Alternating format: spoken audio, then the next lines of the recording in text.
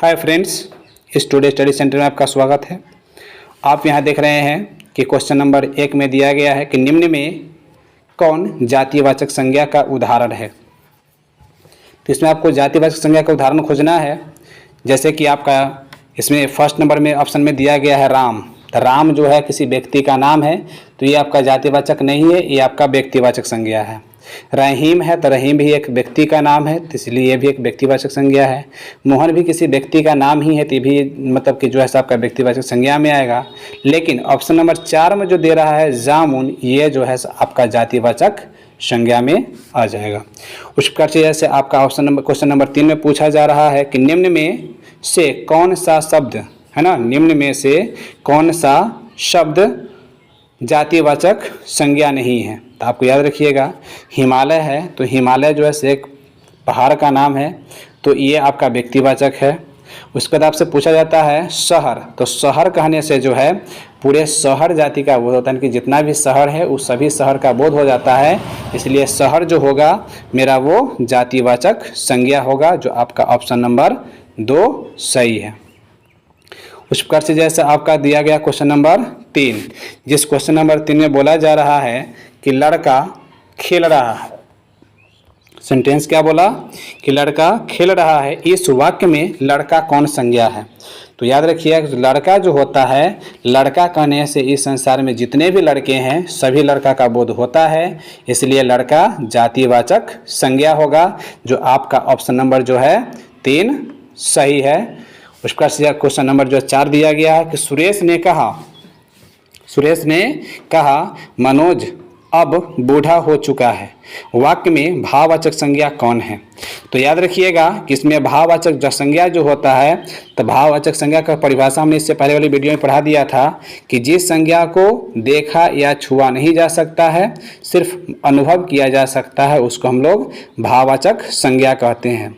जैसे इसमें कह दिया बूढ़ा, तो ये बूढ़ा जो शब्द आप देख रहे हैं, जो बूढ़ा जो होता है वो आप कभी देख नहीं सकते, अपना बुढ़ापा कोई कभी देखता नहीं है, पहले उसको मालूम नहीं होता है, इसलिए बूढ़ा जो होगा आपका ये भाववाचक संज्ञा हो जाएगा, जो आपका ऑप्शन नंबर 2 सही हो जाएगा, भाववाचक संज्ञा। उस प्रकार से आपका जो है दिया गया है क्वेश्चन नंबर 5 में क्वेश्चन नंबर 5 में बोल रहा है कि आजकल शहर में रावण पैदा हो रहे हैं। इसमें कहता है कि रेखांकित शब्द कौन सा है। रेखांकित शब्द, इसमें रेखांकित शब्द कौन है, तो यहाँ रावण है, जो इसको रेखांकित किया गया है। रावण जो है उसको रेखांकित नीचे से किया गया, अंडरलाइन किया गया है। तो कहने का मतलब है कि रावण जो है वह एक व्यक्तिवाचक संज्ञा है। कौन संज्ञा है? रावण व्यक्तिवाचक संज्ञा है, जो आपका ऑप्शन नंबर 2 सही हो जाएगा। उस प्रकार से आपका जो है क्वेश्चन नंबर दिया गया है 6 में यानी कि 6 में कि सीता बहुत दुखी है। सीता बहुत दुखी है। इस वाक्य में रेखांकित शब्द है ना, इस वाक्य में रेखांकित शब्द कौन सा संज्ञा है। तो रेखांकित शब्द कहाँ इसमें है, जो यहाँ पे लिखा हुआ है दुखी, जहाँ पे लिखा हुआ है दुखी वह शब्द जो है रेखांकित किया गया है।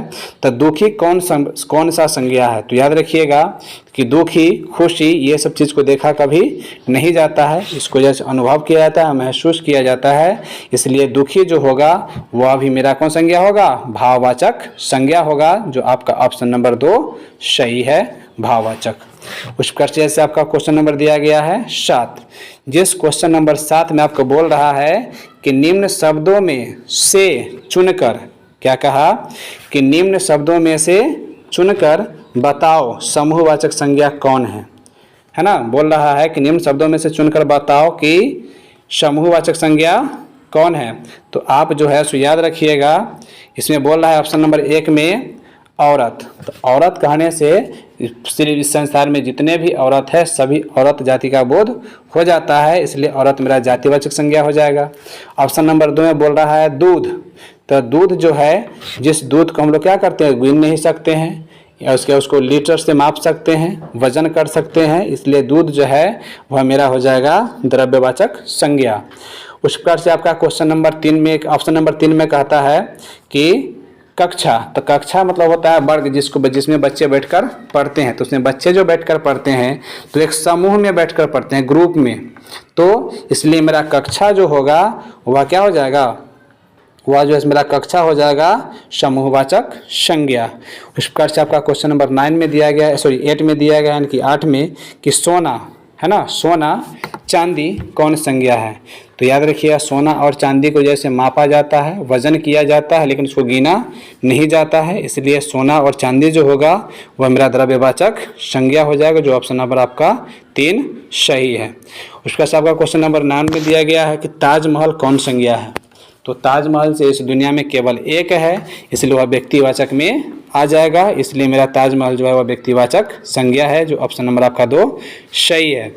उस प्रकार से जो है सो दिया गया आपका क्वेश्चन नंबर 10, जिसमें बोल रहा है 10 नंबर क्वेश्चन में कि विद्यार्थी कौन संज्ञा है। तो विद्यार्थी जो होता है एक समूह में होता है, ग्रुप में होता है, इसलिए विद्यार्थी जो होगा वह मेरा समूहवाचक संज्ञा होगा, जो आपका ऑप्शन नंबर 3 सही है। उसी प्रकार से दिया गया आपका क्वेश्चन नंबर 11, जिसमें लिख रहा है कि रामायण कौन संज्ञा है। तो इसका जवाब जो है सो आप कमेंट में ज़रूर बताइएगा, यदि इसका जवाब पता हो तो, और नहीं पता हो तो घबराने की ज़रूरत नहीं है। मैं इसका वीडियो इसका जो है जवाब